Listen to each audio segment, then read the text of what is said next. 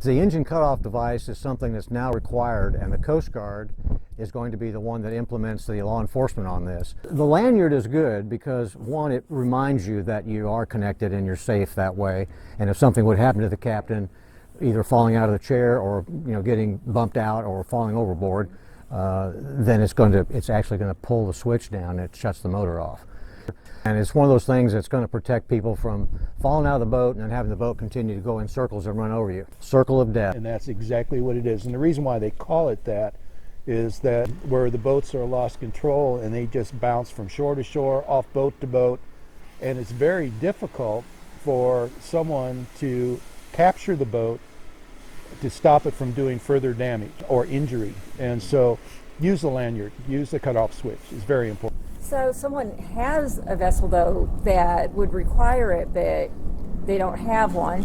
You were saying it's really pretty simple to install one yourself. Yeah, actually, my boat.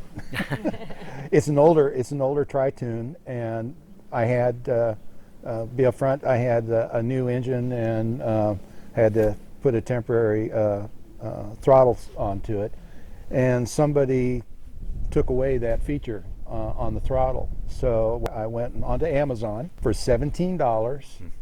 You can get a cutoff switch, and all you do is you mount it into your console, and all it does is it's very simple. It's got two wires, and you have one that feeds to the battery, one that feeds to the ignition, and you just plug it in just like you would on a jet ski. It works, and it's simple to do. Now also, they make electronic wireless engine cutoff devices, don't they? Right, yeah, and that's the neat thing about it is you can actually get an electronic device not only for your family members, each one of your family members can have one, but Wow. you can have a device that could be attached to your pet.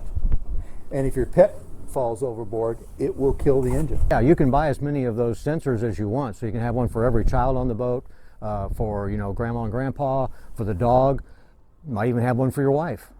And mother-in-law. So if somebody does fall overboard, it's going to kill the motor instantly. So it's a really good safety feature. 2009, manufacturers started having to put these in vessels 26 feet and under. So it's been a law for a long time, but it's now going to start being enforced as of April 1st. Is the Coast Guard going to give a little wiggle room on, helping people through this transition? We understand by talking to the captain of the port that this first year they're going to be doing educational stops. So when they stop your boat and you don't have the lanyard on that goes to your kill switch, you're going to be educated about it. They're not going to be doing any ticketing or fining or anything like that. They're going to explain it to you. They're going to explain it to you. And you certainly can check it, United States Coast Guard. Check with the local Fish and Wildlife Division, check with your local conservation.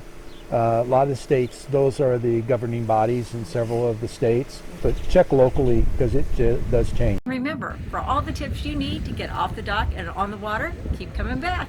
FloatYourBoats.com.